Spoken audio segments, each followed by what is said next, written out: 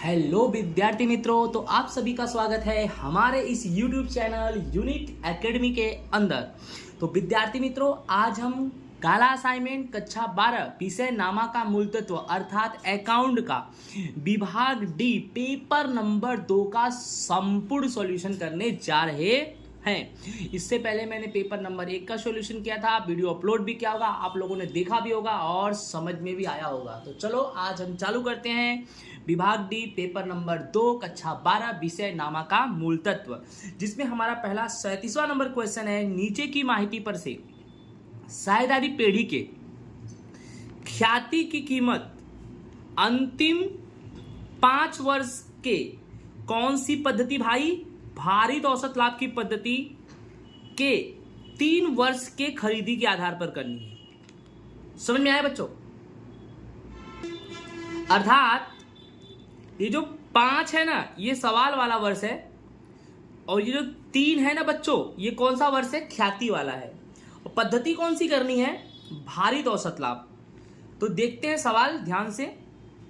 सबसे पहले आपके सवाल में ये 2 चीज दिया है, वर्ष और लाभ। आपके सवाल में वर्ष और लाभ दिया है। क्या क्या दिया है? वर्ष और लाभ। तो वर्ष कितना है? 2019-20 से 20-21, 21-22, 22-23, 23-24।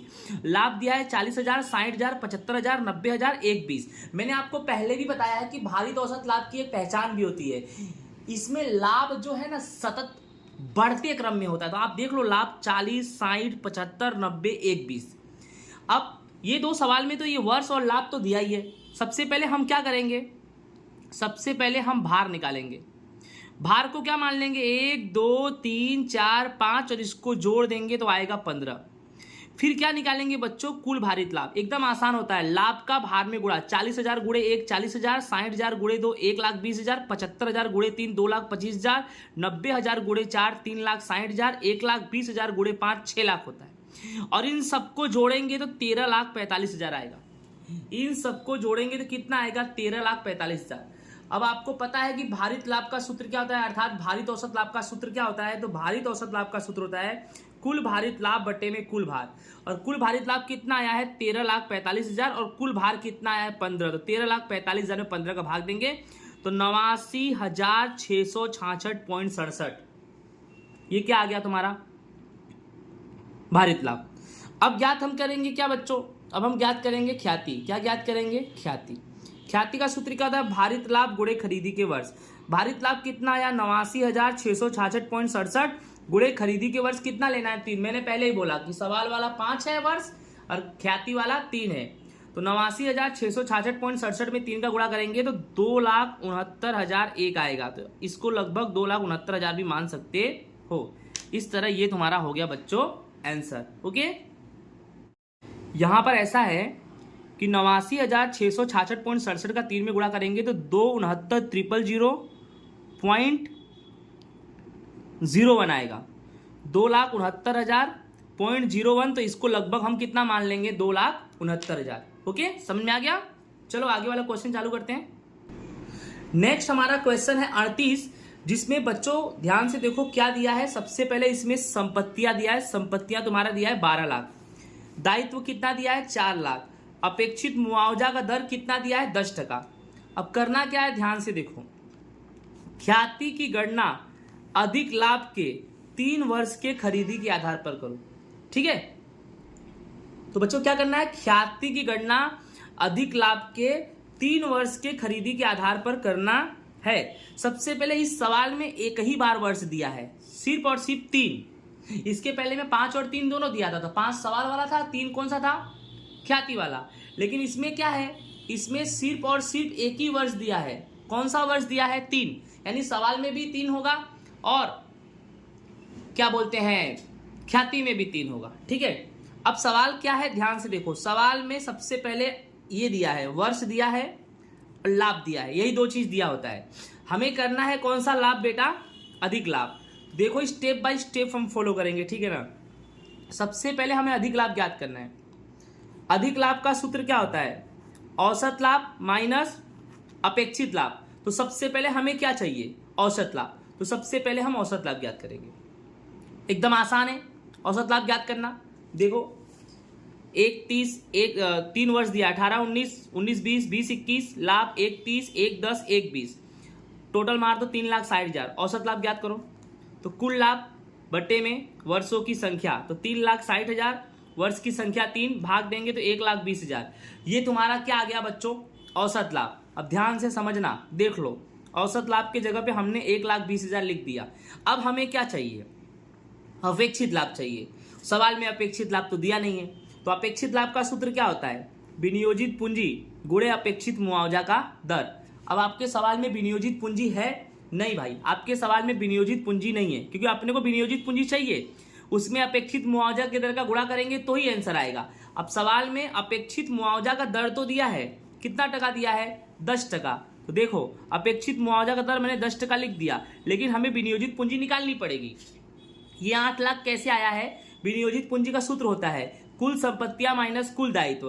तो आप चेक कर सकते हो आपका कुल संपत्तियां कितना है, कुल संपत्तियां आपका 12 लाख है और कुल दायित्व आपका 4 लाख है, तो 12 लाख में से 4 लाख घटेगा। ठीक है, देख लो 12 लाख माइनस 4 लाख कितना आ गया, 8 लाख। अब विनियोजित पूंजी 8 लाख, अपेक्षित मुआवजा का दर 10%, 8 लाख का 10% कितना हुआ, 80,000 हुआ। अपेक्षित लाभ तुम्हारा कितना आ गया, 80,000। अब करना क्या है, 1,20,000 में से 80,000 घटा दो, कितना आएगा, 40,000 आएगा। अब ख्याति कैसे ज्ञात करेंगे, अधिक लाभ गुणे खरीदी के अर्थ, तो अधिक लाभ कितना निकला, 40,000, और खरीदी के वर्ष कितना लेंगे, 3, तो 40,000 का 3 में गुणा करेंगे तो 1,20,000 रुपये आएगा आंसर। तो आई होप आपको ये क्वेश्चन अच्छे से समझ में आया होगा। चलो अब नेक्स्ट क्वेश्चन पे चलते हैं। ओके, नेक्स्ट क्वेश्चन हमारा 39 है। सन लिमिटेड का तारीख 31/3/23 और 31/3/24 का रोज का पूरा होने वाले वर्ष का लाभ हानि पत्रक निम्नानुसार है, इसके आधार पर तुलनात्मक लाभ हानि का पत्रक बनाओ। लाभ हानि का पत्रक दिया है और तुलनात्मक लाभ हानि का पत्रक बनाना है। ये जो तुम्हारा सवाल है ये लाभ हानि का पत्रक है, इस पे से हम क्या बनाएंगे, तुलनात्मक लाभ हानि का पत्रक। तो लाभ हानि का पत्रक देखो, विवरण टिप्पणी नंबर 31/3/24, 31/3/23, बिक्री से उपज, अन्य आवक, खर्च, ये सब दिया है। नीचे लिखा है आयकर का दर कितना है, 30%। चलो भाई ध्यान से समझते हैं, कौन सा पत्रक बनाना है हमको, तुलनात्मक लाभ हानि का पत्रक बनाना है। तुलनात्मक लाभ हानि का पत्रक कैसे बनता है, इसके पहले वाले वीडियो में पेपर नंबर 1 में मैंने बता दिया था। विवरण 1 नंबर, टिप्पणी नंबर 2, 31/3/23। याद रखना, कम वाले वर्ष को पहले, बड़े वाले वर्ष को बाद में, यानी जो वर्ष छोटा उसको पहले लिखेंगे और जो वर्ष बड़ा उसको बाद में। तो 31/3/23 पहले, 31/3/24 बाद में। इसको 3 नंबर मान लेंगे, इसको 4 नंबर मान लेंगे। फिर वृद्धि कमी रुपए में, इसको 5 मानेंगे। 5 कैसे निकलेगा, 4 में से 3 क्या करने का, घटाने का। फिर वृद्धि कमी प्रतिशत में, इसको 6 मानेंगे। 6 कैसे निकलेगा, 5 में 3 का भाग देंगे और गुणे 100 करेंगे, 5/3 गुणे 100, इस तरह से निकलेगा। तो चलो स्टेप को फॉलो करते हैं। सबसे पहले नंबर क्या आएगा, 1 नंबर बिक्री से उपज, तो 23 वाला 24 वाला लिखेंगे। ध्यान से समझना, 23 वाला कितना है, 14 लाख, और 24 वाला कितना है, 16 लाख। तो देखो 14 लाख 16 लाख लिखा, देख लो 14 लाख और 16 लाख। अब ये देखो 4 - 3, तो 4 में से 3 घटाओ, 16 में से 14 गया, कितना आएगा, 2 लाख। अब क्या करेंगे, 5/3 गुणे 100, तो 5 कितना है, 2 लाख, 3 कितना है, 14 लाख। तो 2 लाख में 14 लाख का भाग करो और गुणे 100 करो तो 14.29 निकलेगा। ठीक है, 2 नंबर में आओ, अन्य आवक। अन्य आवक में भी क्या करेंगे, पहले 23 वाला फिर 24 वाला। ये रहा अन्य आवक, 23 वाला कितना है, 250, 24 वाला कितना है, 3 लाख। तो 250 3 लाख लिखना है भाई। देखो 250 लिख दिया, 3 लाख लिख दिया, 3 लाख में से 250 घटाओ, कितना आएगा, 50,000। अब 50,000 में 2,50,000 का भाग देके गुणे 100 करो तो 20 आएगा। ठीक है, 20%। ठीक है, इतना समझ में आ गया। अब देखो 1 नंबर बिक्री से उपज, 2 नंबर अन्य आवक, 3 नंबर क्या होता है बेटा, कुल आवक। कुल आवक कैसे निकालते हैं, 1 और 2 को जोड़ते हैं। तो 1 कौन है, ये 14 लाख, और 2 कौन है, 250। 14 लाख 250 1650 हो गया। ठीक है, 16 लाख और 3 लाख कितना होगा, 19 लाख। अब 19 लाख में से 1650 घटाएंगे तो 250। अब 250 में क्या करेंगे, 1650 का भाग देंगे, गुणे 100 करेंगे तो 15.15 आएगा। ठीक है, तीसरा नंबर पूरा। 4 नंबर है खर्च। अब तुम्हारा खर्च दिया है, देखो ध्यान से, खर्च 23 का कितना दिया है, 720, 24 का कितना दिया है, 960। तो करना क्या है, देखो ध्यान से, 720 पहले लिखो, 960 बाद में लिखो। 960 में से 720 घटाओ तो कितना आएगा, 240। फिर 240 में 720 का भाग देंगे, गुणे 100 करेंगे तो 33.33 आएगा। ये भी आपको समझ में आ गया होगा।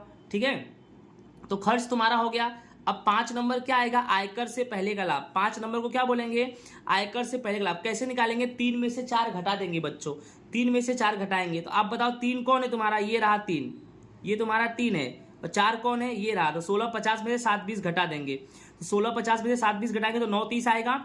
19 लाख में से 960 घटाएंगे तो 940 आएगा।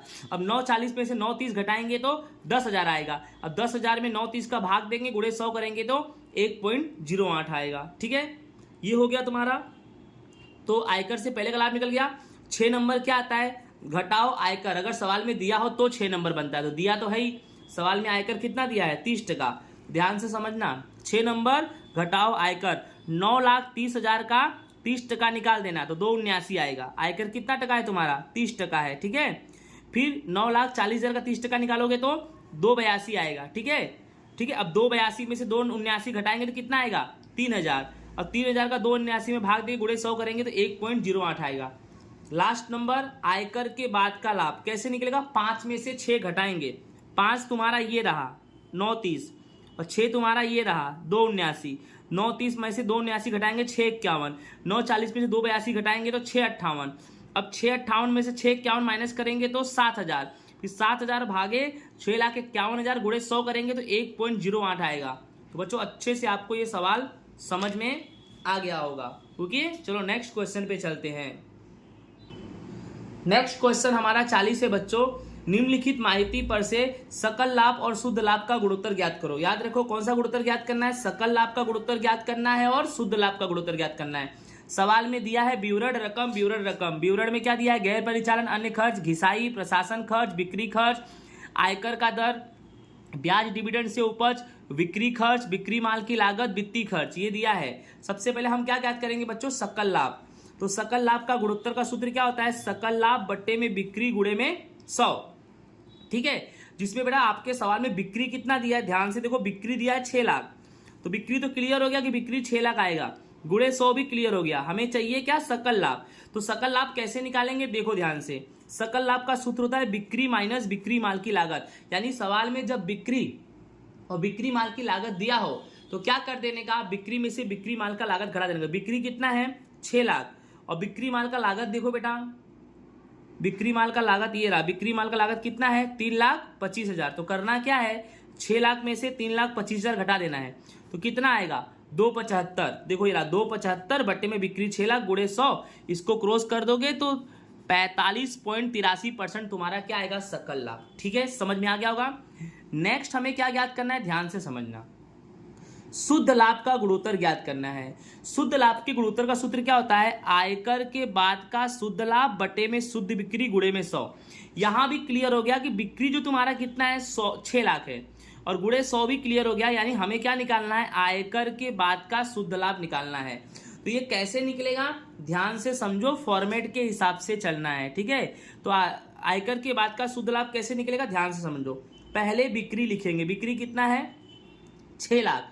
फिर गैर परिचालन आवक जोड़ते हैं। बिक्री में क्या जोड़ेंगे, गैर परिचालन आवक। तो गैर परिचालन आवक में डिविडेंड से जो उपज है ना उसको जोड़ेंगे। डिविडेंड से उपज गैर परिचालन आवक होता है बच्चों। ठीक है, और आपका देखो याद रहा, ब्याज डिविडेंड से उपज कितना दिया है, 45,000 दिया है। तो इसको जोड़ेंगे बेटा। ठीक है, तो देखो 45,000 जोड़ेंगे, तो 6 लाख में 45,000 जोड़ेंगे तो कितना आ जाएगा, 6,45,000। फिर क्या घटाएंगे, उसमें से बिक्री माल की लागत घटाएंगे, जिसकी बिक्री माल की लागत आपको पता है 3,25,000। देखो यहाँ पर भी मैंने लिखा है। तो 3,25,000 क्या करेंगे, इसमें घटाएंगे, बिक्री माल की लागत घटाएंगे।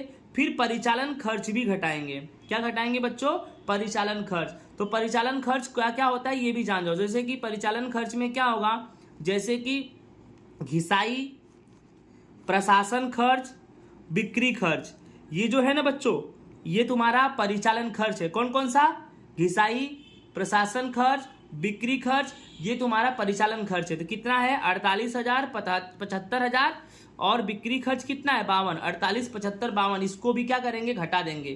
तो देखो 48,000 प्लस 75,000 प्लस 52,000, कुल कितना हो गया, 1,75,000। ये सबको हम घटाएंगे।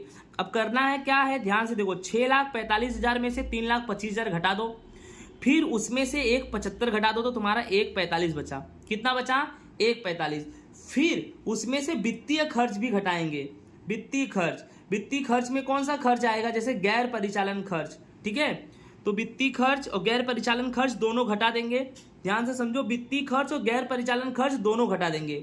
जैसे कि ये भी खर्च आता है ना, तो वित्तीय खर्च कितना है बच्चों, वित्तीय खर्च तुम्हारा कितना है 85,000 रुपए, कितना है 85,000, और गैर परिचालन खर्च कितना है 35,000। ध्यान से समझना, वित्तीय खर्च आपका 85,000 है और गैर परिचालन अन्य खर्च आपका 35,000 है। तो 85 और 35 को जोड़ देंगे, ठीक है, 85,000 35,000 को जोड़ देंगे तो 1,20,000 आएगा। अर्थात माइनस करना है वित्तीय खर्च प्लस गैर परिचालन खर्च। यानी सबसे पहले आपने क्या किया, बिक्री माल की लागत माइनस कर दिया, फिर परिचालन खर्च में जो 3 खर्च है, कौन कौन से खर्च है, घिसाई, प्रशासन खर्च और बिक्री खर्च, ये भी माइनस कर दिया, फिर वित्तीय खर्च भी माइनस कर दो और गैर परिचालन, तो वित्तीय खर्च और गैर परिचालन खर्च दोनों को जोड़ दिया तो 1,20,000। तो 1,45 में से 1,20 घटाएंगे तो कितना आएगा बच्चों, 25,000 आएगा। कितना आएगा 25,000। और सवाल में आयकर का दर भी दिया है, देख लो आयकर का दर कितना दिया है 30%। तो आयकर की बात की शुद्ध लाभ में आपको पता है, ठीक है, आयकर घटा देते हैं, उसको निकालने के लिए आयकर घटा देते हैं। तो आयकर 30%, 25,000 का 30% 7,500 होगा, अब 25,000 में से 7,500 जब घटाएंगे ना बेटा तो 17,500 आएगा। यही 17,500 आयकर के बाद का शुद्ध लाभ है, ठीक है। तो 17,500 बट्टे में 6 लाख गुणे 100, तो 2.92% तुम्हारा आंसर आएगा शुद्ध लाभ का गुणोत्तर, ठीक है, 2.92। ओके, नेक्स्ट लास्ट क्वेश्चन हमारा 41 है कि निम्न माहिती के आधार पर वित्तीय प्रवृत्तियों में से उत्पन्न रोकड़ प्रवाह ज्ञात करना है। कौन सी प्रवृत्ति बच्चों, वित्तीय प्रवृत्ति। अब आपके सवाल में विवरण दिया है, तारीख 31/3/19, तारीख 31/3/18, राइट। इसमें 10% का डिवेंचर दिया है, इक्विटी अंश पूंजी दिया है, 12% का डिवेंचर दिया है, अधिमान अंश पूंजी दिया है, बैंक ओवरड्राफ्ट दिया है, और अतिरिक्त जानकारी क्या दिया है, ध्यान से देखो, डिवेंचर पर ब्याज चुकाया 12,000, इक्विटी अंश और डिविडेंड और अधिमान अंश डिविडेंड चुकाया 22,000, और बैंक ओवरड्राफ्ट का ब्याज चुकाया 4,000, ठीक है। तो चलो हम सॉल्व करते हैं। हमें करना क्या है, ध्यान से समझना, हमें करना है वित्तीय प्रवृत्तियों में से उद्भव रोकड़ प्रवाह ज्ञात करना है। क्या ज्ञात करना है हमें बच्चों, वित्तीय प्रवृत्तियों में से उद्भव रोकड़ प्रवाह। तो सबसे पहले वित्तीय प्रवृत्तियों का फॉर्मेट जान जाते हैं, ठीक है, बहुत जरूरी है फॉर्मेट जानना, जब तक फॉर्मेट नहीं जानेंगे तब तक कुछ भी नहीं हो सकता, ठीक है। देखो ये रहा वित्तीय प्रवृत्तियों से उद्भव रोकड़ प्रवाह। सबसे पहले क्या आता है, अंश और डिवेंचर प्रकाशित करना, यानी जितने भी अंश जितने भी डिवेंचर है पहले उसकी एंट्री हम कर देते हैं, ठीक है। चलो अब सवाल में देखते हैं ध्यान से और करते हैं एंट्री, समझ में आया ना। देखो सबसे पहले 10% का डिवेंचर, इसकी एंट्री तो हम करेंगे ही, कैसे करेंगे इसकी एंट्री, ध्यान देना, 19 या 18 है तो 2,45,000 में से 1,95,000 घटा देंगे। देखो ध्यान से, 10% का डिवेंचर 2,45 में से 1,95 घटा देंगे, 50,000 आया, ठीक है। चलो दूसरा नंबर, इक्विटी अंश पूंजी। मैंने अभी फॉर्मेट बताया, डिवेंचर और अंश की एंट्री पहले कर दो। तो इक्विटी अंश पूंजी कैसे, 3,45,000 में से 250 घटा देंगे, ठीक है बच्चों। देखो इक्विटी अंश पूंजी 3,45,000 में से 2,50,000 घटाएंगे तो कितना आएगा 95,000। यानी डिवेंचर अंश की पहले एंट्री करी मारो। चलो फिर से डिवेंचर देखो, 10-12% का डिवेंचर, 1,00,000 में से 150 घटा दो, ठीक है। देखो ध्यान से, 12% का डिवेंचर 1,00,000 में से 150 घटा दो, कितना आया 50,000। बस किस में आएगा, माइनस में, तो कोष्टक में लिख दो, ठीक है। चलो और कोई भी अंश और डिवेंचर है चेक कर लो, अंश डिवेंचर पहले, हाँ भाई अभी है, अधिमान अंश पूंजी है अभी, 80,000 में से 1,00,000 घटा देंगे ना भाई, ठीक है। चलो देखते हैं, अधिमान अंश पूंजी 80,000 में से 1,00,000 घटाओ तो -20,000 आएगा, कोष्टक में लिख दो। यानी फॉर्मेट में जो था मैंने किया बेटा, फॉर्मेट में क्या था फिर से देख लो, फॉर्मेट में था अंश और डिवेंचर प्रकाशित करने, अंश और डिवेंचर की मैंने पूरी एंट्री कर मारी, ठीक है। अब फॉर्मेट में क्या है, दीर्घकाल का ऋण, दीर्घकाल यानी लंबे समय का लोन, ठीक है। तो लंबे समय का लोन तो आपके सवाल में दिया नहीं है। अल्पकाल का ऋण, ये भी आपके सवाल में नहीं दिया। बोलोगे सर कैसे नहीं दिया, ऐसे कैसे नहीं दिया, देख लो यार, आप सवाल देख लो भाई, देख लो भाई, ये हो गया, ये भी हो गया, ये भी हो गया, ये भी हो गया, तो सिर्फ बचा क्या, बीओडी बचा। बीओडी बैंक ओवरड्राफ्ट का ब्याज, तो ये तो आएगा नहीं इसमें, ठीक है। मतलब फॉर्मेट के हिसाब से अभी तो नहीं आएगा, आगे आएगा ना। हाँ, दीर्घकाल का ऋण तो दिया नहीं है, अल्पकाल का ऋण दिया है, वही बैंक ओवरड्राफ्ट का ब्याज, ये अल्पकालीन यानी कम समय का ऋण है। तो इसमें देखो बैंक ओवरड्राफ्ट रोकड़ साख एडवांस में वृद्धि हो वो भी बताएंगे, और बैंक ओवरड्राफ्ट रोकड़ साख एडवांस में कमी हो, दोनों कमी वृद्धि दोनों बताएंगे। अब आपके सवाल में बीओडी की एंट्री तो करनी ही पड़ेगी भाई, देखो ध्यान से। ये रहा बैंक ओवरड्राफ्ट, करेंगे क्या 45,000 में से 68,000 क्या कर देंगे बच्चों, घटा देंगे। ठीक है, देख लो इसकी भी एंट्री, बैंक ओवरड्राफ्ट 45,000 में से 68,000 घटा देंगे, 23,000 आएगा, एक कोष्टक में लिख देंगे। ठीक है, समझ में आ गया होगा। अब इन सबको पहले जोड़ दो, इन सबको क्या करो बच्चों, जोड़ दो। तो देखो कैसे करेंगे, 50,000 95,000 को जोड़ेंगे, उसमें से 50,000 20,000 23,000 घटाएंगे तो तुम्हारा 52,000 आएगा। कितना आएगा, 52,000। चलो इतना तो समझ में आप लोग को आ ही गया होगा। ठीक है, अब देखते हैं आगे फॉर्मेट में क्या है। आगे फॉर्मेट में क्या है भाई, चुकाया अंतिम डिविडेंड, चुकाया अंतरिम डिविडेंड, वापस की लोन, डिबेंचर वापसी और शेयर वापसी, डिबेंचर और लोन पर कोई भी ब्याज चुकाया, ये सब की एंट्री कर दो। डिविडेंड पर ब्याज चुकाया, डिबेंचर लोन पर ब्याज चुकाया, ब्याज चुकाने वाली एंट्री कर दो भाई। समझ में आ रहा है कि नहीं आ रहा है, अब देख लो यहाँ पर, ये लो डिबेंचर पर ब्याज चुकाया 12,000, तो इसकी एंट्री तो करेंगे। फिर इक्विटी अंश डिविडेंड और अधिमान अंश डिविडेंड पर ब्याज चुकाया, यानी डिविडेंड पर ब्याज चुकाया और डिबेंचर पर ब्याज चुकाया, ये दोनों की एंट्री करनी ही पड़ेगी, साथ में कर दे रहा हूँ, ध्यान से समझ जाना। पहले 52,000 समझ में आ गया। अब देखो ब्याज चुकाया और डिविडेंड चुकाया, दोनों की एंट्री में साथ में कर रहा हूँ, ध्यान समझो। ब्याज कितना चुकाया है 12,000, डिविडेंड कितना चुकाया है 22,000, 22 और 12 कितना हो जाएगा 34,000। तो देखो इन दोनों की एंट्री मैंने क्या कर दिया बच्चों, 22 और 12 को जोड़ के कितना लिख दिया 34,000। इसे घटाना है, क्या करना है, घटाना है, यानी कोष्टक में लिखेंगे। ठीक है, फिर से देख लो, ब्याज चुकाया ये तुम्हारा 12,000 है, डिविडेंड चुकाया ये तुम्हारा 22,000 है, 22 और 12 को जोड़ेंगे तो कितना आएगा 34,000 घटाना है, 52 में से 34 घटाओ कितना आएगा बच्चों 18,000। अब फॉर्मेट में ये भी है कि ब्याज चुकाया कुछ भी उसको कर दो, तो ब्याज चुकाया भी एक और बचा है, बैंक ओवरड्राफ्ट का ब्याज चुकाया 4,000, इसको भी घटा दो भाई, इसको भी घटा दो। तो बीओडी का यानी बैंक ओवरड्राफ्ट का ब्याज चुकाया 4,000, 18 में से 4 गया कितना बचेगा 14,000, ये 4,000 कोष्टक में लिख दे रहा हूँ क्योंकि इसको घटाना है। तो 18 में से 4 गया कितना बचेगा 14,000। तो वित्तीय प्रवृत्तियों में से उद्भव रोकड़ प्रवाह कितना 4,000। तो ये तुम्हारा बच्चों क्या हुआ, आंसर हुआ। तो आई होप आपको समझ में आ गया होगा। इसी के साथ हमारा गाला असाइनमेंट का पेपर नंबर जो 2 है उसका सेक्शन नंबर डी क्या होता है पूरा होता है। आई होप समझ में आया होगा। जय हिंद, राधे राधे।